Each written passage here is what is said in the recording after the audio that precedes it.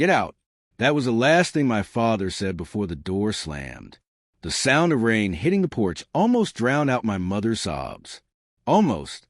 She didn't cry for me. She cried for the shame. I was 17. My girlfriend was pregnant. Their perfect son had ruined the family name. My father's face twisted like he'd just discovered a disease in himself. Don't come back here ever. I didn't beg. I didn't plead. I just looked at him and said, okay? Because somewhere beneath the humiliation, something inside me turned to steel. That night, I walked in the storm with nothing but a duffel bag and a promise. You'll regret this silence one day. Back then, I thought love and family meant the same thing. I was naive. My parents built their lives on appearances, Sunday smiles, Christmas photos, gossip behind closed doors. I believed loyalty was blood. I believed they'd protect me when the world didn't. When Emily told me she was pregnant, I expected anger, but not exile. We were terrified, but hopeful. We planned to keep the baby, to raise him, to prove everyone wrong. When our son was born, I called my parents. No answer. I left a message anyway. His name is Aaron. Years passed. Silence answered every birthday. Still, I built something of my own. Peace, stability, family. Or so I thought. It started small. A message on Emily's phone. Dinner was nice. She said it was just a co-worker. Then came the long hours, the distant eyes, the laughter she tried to hide. 18 years. 18 years of building a life from scratch, only to realize the foundation had been cracking the whole time. I didn't explode. I observed, checked her accounts, matched schedules. The truth unfolded slowly like poison. The messages went back years. While I was working double shifts to fund our son's college, she was building a new life behind my back. Then I read the line that stopped everything. He still thinks the kid's his. I didn't shake. I didn't scream. I just stopped breathing for a moment. I didn't confront her. I planned. Step 1, certainty. DNA test. Quiet. Discreet. 2 days later, the result arrived. Not mine. Step 2, observation. Her affair wasn't with a stranger. It was with a man who fired me years ago. A smug executive who once called me a kid playing house. Step 3, preparation. While she slept, I moved everything, savings, property, business, into a trust under my name. Step 4, silence. I acted normal for months. She thought the storm had passed. She even started asking about visiting my parents. Maybe they'd like to meet our son someday, she said. I almost laughed. Step 5, invitation.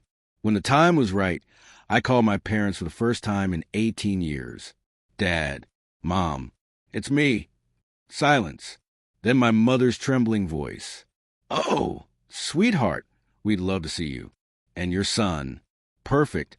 They arrived 2 days later. Same house that rejected me.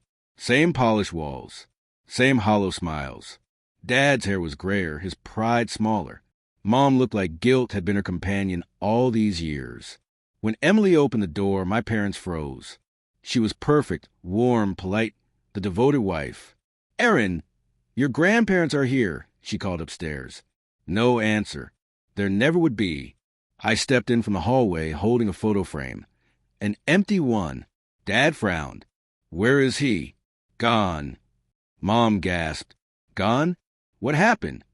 I looked at them. Steady? He never existed. The silence was nuclear. Emily's smile faded. Dad blinked. What are you saying? I'm saying, I whispered, you kicked me out for a lie, for a child that wasn't even mine. Emily's face drained of color. Don't do this. Oh, it's already done. I turned to my father. You want to see the boy? He's not mine. He's his. I handed him a folder. Photos, messages, DNA reports, all neatly arranged. Mom's hands trembled as she flipped through them. Emily lunged to grab the papers. But I stopped her. You should both see what your silence created. I said, 18 years ago, you taught me what abandonment feels like. I just returned the favor. Dad's voice cracked. What do you mean? I sold the house, the business, everything. The accounts were in my name. She has nothing now, not even the last name she stole. Emily screamed, "You can't." "I can," I said, "because everything she had, she built with my labor. And everything I built with your rejection." The truth hit them like a storm. Shock, disbelief, horror. Mom whispered, "You can't mean this." I met her gaze, calm and cold. "I meant it the moment you closed that door." They left in silence. Emily called after them, begging them to fix what she'd broken, but they just kept walking, like ghosts fading into rain, the same way I once did. That night, I sat on the porch where my father had stood 18 years earlier. The rain fell again, softer this time. 18 years of pain had distilled into perfect stillness. People think revenge is loud, explosions, shouting, closure. It isn't. It's quiet, surgical. It's the moment your enemies realize the damage has already been done and there's nothing left to save. The next morning, I mailed him a small envelope. Inside was the same ultrasound photo that got me kicked out. Across the top, I'd written one sentence. "What child were you? ****.